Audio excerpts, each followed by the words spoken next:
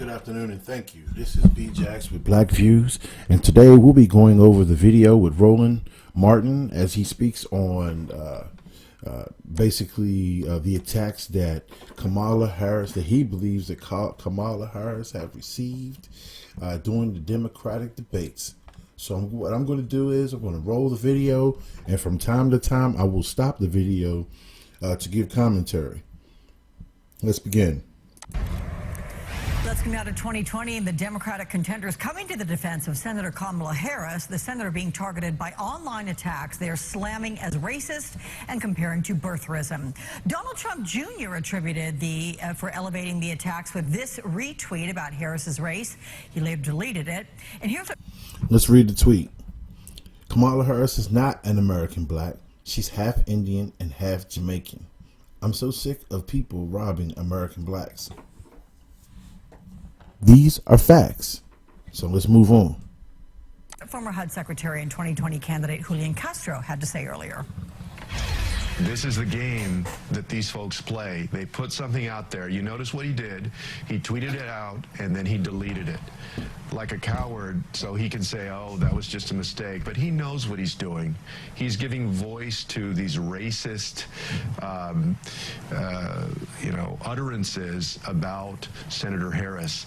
Let's bring the panel back in. Jonathan Alter, Susan Del Percio, and Roland Martin. Roland, you first here. Don Jr.'s spokesman told the New York Times, quote, that Don's tweet was simply asking him if it was true that Kamala Harris was half Indian, because it's not something he'd ever heard before. And then once he saw folks were misconstruing the intent, he quickly deleted it.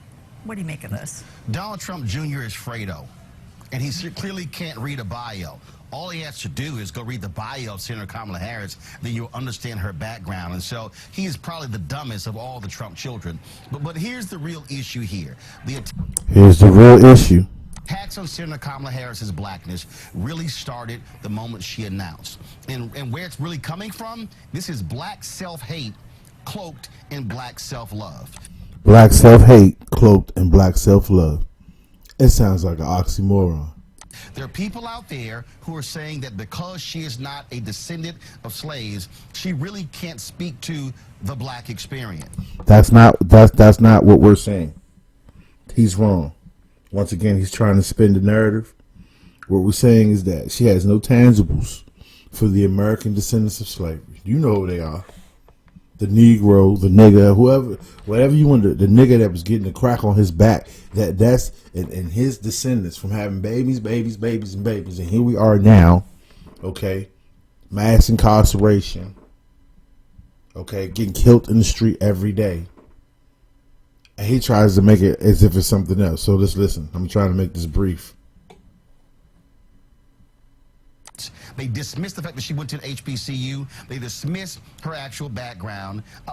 They dismissed the fact she went to HBCU. They dismissed the fact of her actual background. What? You see what I'm saying? These are all fillers.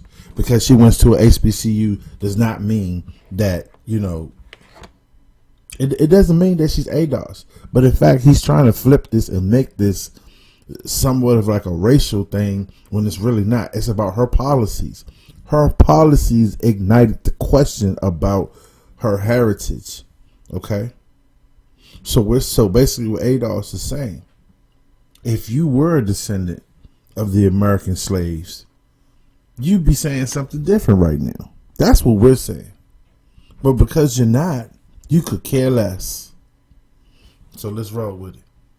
And then she was asked about what she was going to do for black people. And she laughed and chuckled. I don't do nothing. Nothing special for them. But all these other groups get something special. The immigrants get something special. The Indians, the Native Americans get something special. The homosexual community, they all get something special. Okay? And we just get left in the dust. Like, this is getting old, man. And this is why we're speaking up and that. So now they're having a conniption fit because it's reaching them. The black media is getting to them because these are questions that are brought up. Let's roll. And that's what the real issue here. There are black people out there who are angry that who say Obama didn't do enough for African Americans. And what they're not doing is demanding really policy questions. That's not true. That's not true, because whenever she's asked policy questions about black people, they're ignored, or she's not going to do anything for us. So we have a right to question this candidate. And who are you, Roland Martin? Questioning her blackness. You even have some fools out there who are black, especially a lot of black men, who are criticizing her because her husband. Now, the black men are, no, a lot of fools out here that are black, especially black men. Who the hell says that on national television? It's because he disrespect black men. He should be taken off the air. He's not American descendants of slave, but he can get up there and say whatever the hell he wants to say. I can't say anything about the Jews. Okay?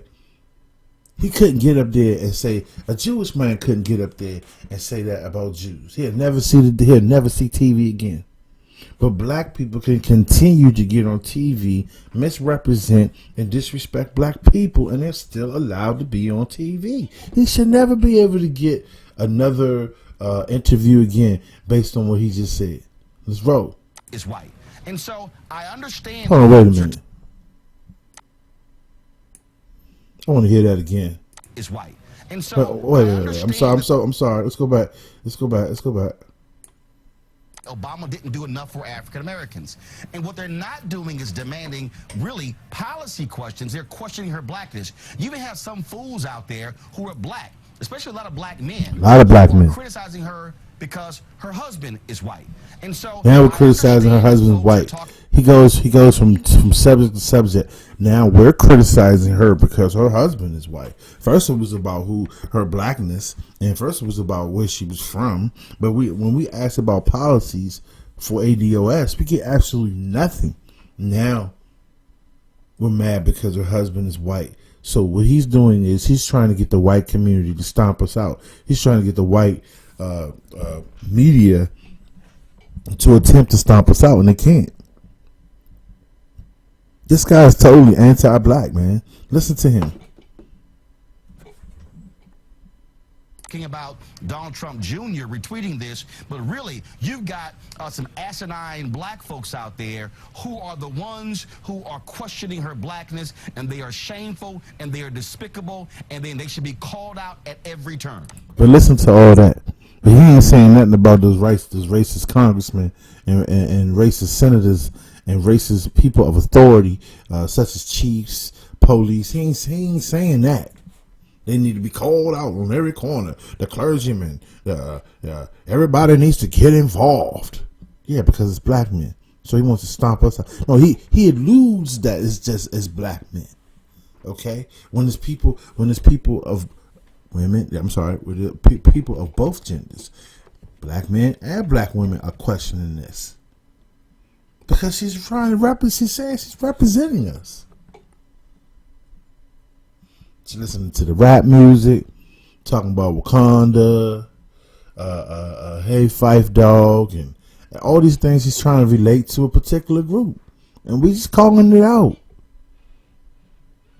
I mean, we can't say it when black people say anything, it's racist, it's asinine, it's disgusting. Why do you, Susan, think that the Trumps keep wading into this territory? I mean, we can specifically focus on Don Jr. Well, Don Jr. the apple doesn't fall far from the tree. And that's exactly what his father would do. He put out these comments, and he likes to stir the pot to Roland's comments. I mean, he is kind of Fredo, but I don't even give him that much credit, probably. But he's stoking the fire, and he thinks he knows what he's doing in these things, and clearly he does not. And all he wants to do is provoke a certain part of Donald Trump's base out there and then say, oops, I'm sorry. Well, that doesn't cut it. But I'd just like to say one thing about Senator Harris. I was watching her up there, and it was great to see a woman being up there having the debate she had. And I understand the importance of her race and her sex and what it means to a lot of young women out there. But what I saw was the only candidate acting presidential who I could see going up and meeting with world leaders and having a conversation.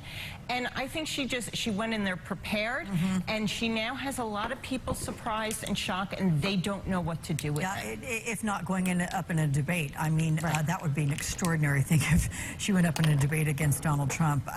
Yeah, I mean, we couldn't predict the victor on that one. So, Jonathan, he says he deletes the tweet. We're back to Donald Trump Jr. Cannot undo the impact of it. Talk about the kind of damage it does when you put these ideas out there. So anybody can now drop anything into the bloodstream, but this is not just about Donald Trump Jr. You know, there was a story about how these Republicans are putting up these fake websites about Democrats. So they've decided that whether on Twitter, on this issue, or against other candidates, they're going to try to disrupt the Democratic primaries. Now, what is that? And then this guy, he just goes somewhere off on left field. Like, he just totally dismisses what's really going on here. Like, he's not even trying to, well, I guess it's smart from his position. He doesn't want to get really involved. That's what it sounds like. So he's going to blame this on the Russians. He's going to blame this on the bots. He's going to blame this on anything. He's riding in the middle. He don't want to say it's black people. He's not going to say it's white people. He's going to say it's the Russians. Smart tactic. Remind you of, Alex, who are the last people who tried to disrupt one of our elections? Russians. Bob Mueller indicted more than a dozen of them for using social media to try to disrupt our elections. This time we're going to see what you might call Russian Republicans who will be doing this between now and November of 2020. And look at the hand. Look at the hand. Who does their hand like that? Black women do. People in our own black women hold their hand like that. Look. Who are acting like, Russian agents, basically sowing disruption in our democracy. Last word quick to you, Roland. Alex, is vital. The African Americans out there who want to see in the black agenda, that is fair. But to have this purity test for Senator Kamala Harris. What black people don't want to see a black agenda? That's what this is all about. That's why she's being questioned, because when she was asked about the black agenda, about reparations, about quality life for black people, I ain't gonna do nothing special.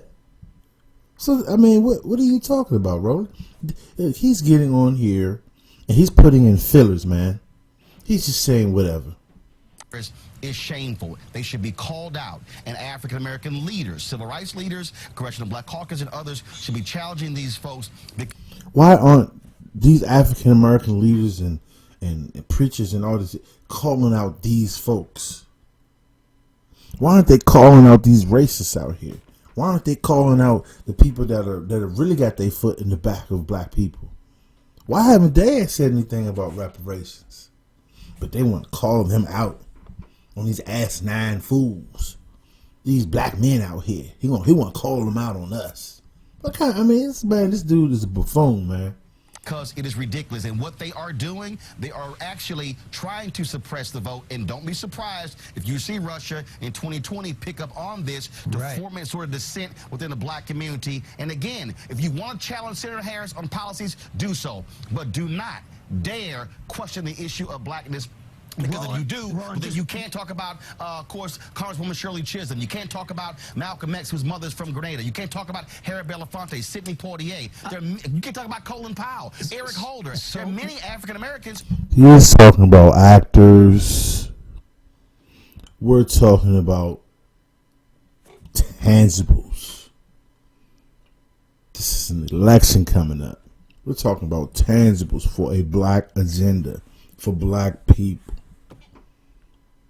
Okay, Harry Belafonte ain't get up there and say, "Hey, we don't need reparations." All these other people that he just talked about, they ain't say nothing. They're not the ones saying that black people in America don't deserve reparations.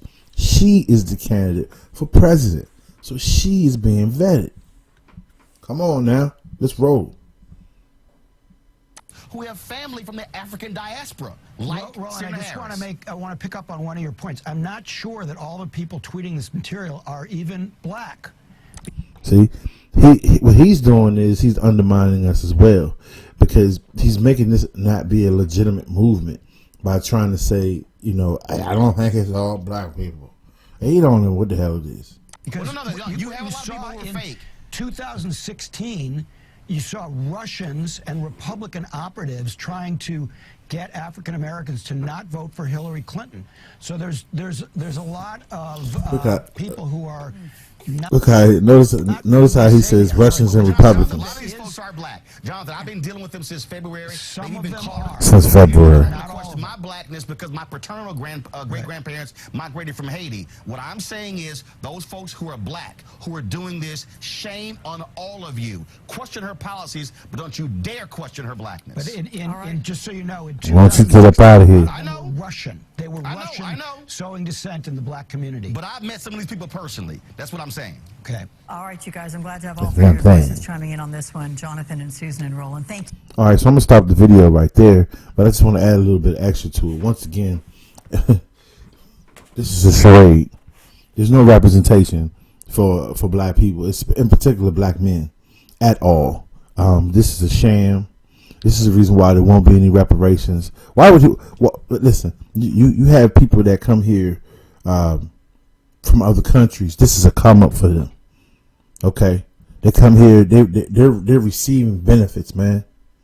Okay, so now that the Negro, the true American Negro is speaking up for himself, these clowns want to hold the weight down. They don't want to see us get reparations. They don't want to see us rise, because if we rise, then they think they may be excluded from us. So that's where all this is coming from. He's creating the decisiveness. Okay, he's the one that's creating this, and he gets up here on MSNBC and he says his piece as if like he ain't black. I mean, that's how he sound. I've never heard nothing like that. He should never be allowed to be on MSNBC, CNN, or any other major television for the way he speaks on black men. Like, all the black men in America should immediately just, send him a message and tell him how you feel. I hope you watch this video. Once again, be more than happy to go check this video out for yourself. It's an MSNBC video. There's a title right there, 2020 Candidates Slam Racist Attacks on Harris. You can watch it for yourself. I hope you like the commentary. Please send me a like. Also, you can send a comment. Maybe there's some additional information that I missed. Also, if you like the media that I'm putting out, go ahead and subscribe. Well, I want you to have a good day, and also I want to let you know I'm working on my craft to be better at this, get better equipment, and try to sound better. Thank you, and have a good day.